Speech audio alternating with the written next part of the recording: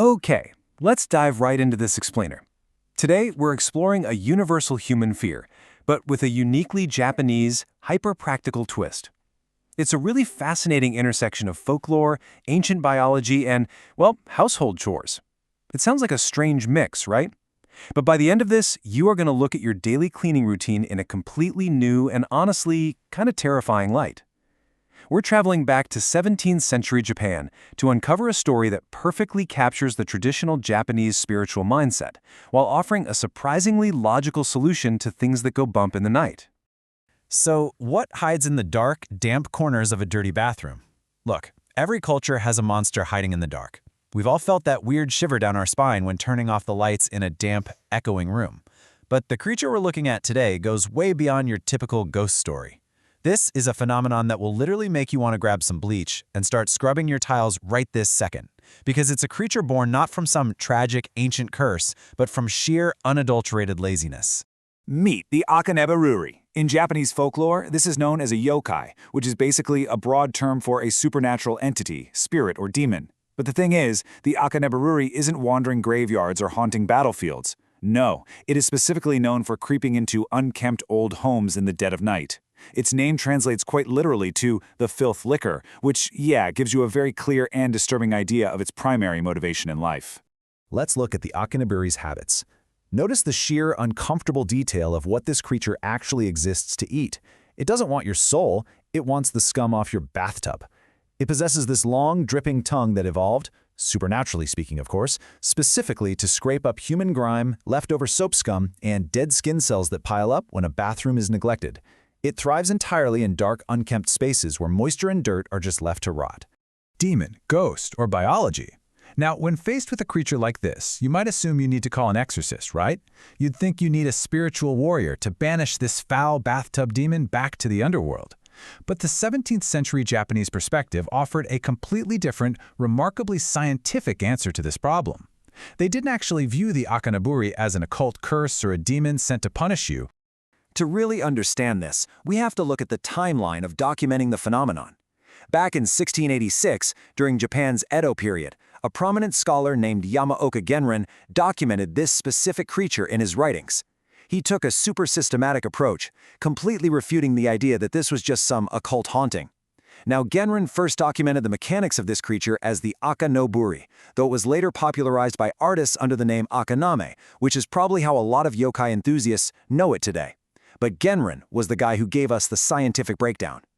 So, how did he explain it? He used a concept called kase, or spontaneous generation. This wasn't just spooky folklore. This was the globally accepted science of the time.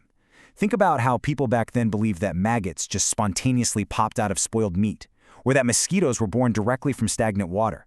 Well, Genrin applied this exact same biological framework to the supernatural.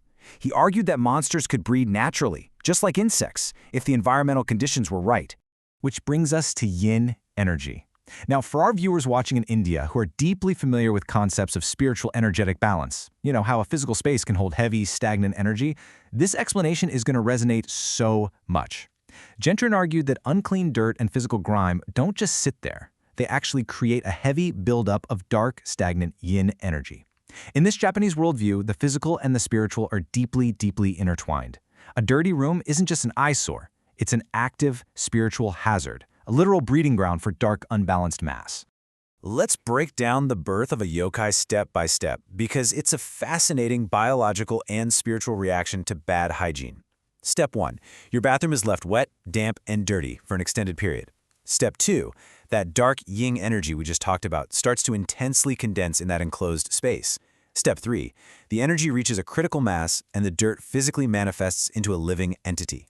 The Akanaburi isn't a ghost that floated through your window. It is the literal embodiment of your own neglected chores coming to life. Why lick the bathtub? Because it is simply returning to its creator. So the crucial point here is that the monster isn't punishing you at all. It's just a physical manifestation of your own filth seeking out its natural food source. Just as a caterpillar eats the leaf it was born on, the Akanaburi feeds on the exact yin energy and grime that gave it physical form in the first place. It is simply nature, a very strange supernatural version of nature, taking its course. And this brings us to dealing with a yokai, which brilliantly illustrates the cultural pivot in this story. When faced with a supernatural threat, the expected fix is to call a priest, chant prayers, burn incense, right? Banish the evil spirit.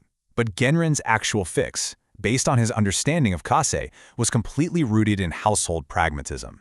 You don't need a spiritual master to banish this thing. You need a scrub brush, some soap, and a little elbow grease. Remove the physical dirt, you remove the in energy, and the monster just ceases to exist. Which leads us to what might be the absolute greatest quote of 17th century Japanese academia.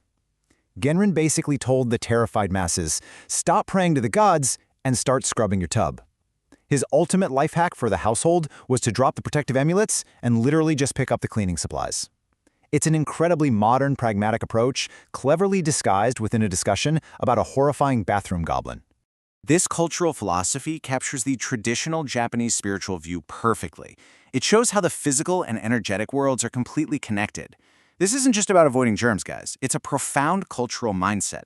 Physical cleanliness is inherently tied to spiritual purity. Dirt holds a negative, heavy, energetic weight. If you let your physical environment decay, your spiritual environment decays right along with it, attracting negativity. By practicing simple hygiene, you are actively performing spiritual maintenance. When you look at the Akanaburi through this lens, you realize it's pragmatism disguised as ghost stories. These terrifying yokai tales served a brilliant dual purpose.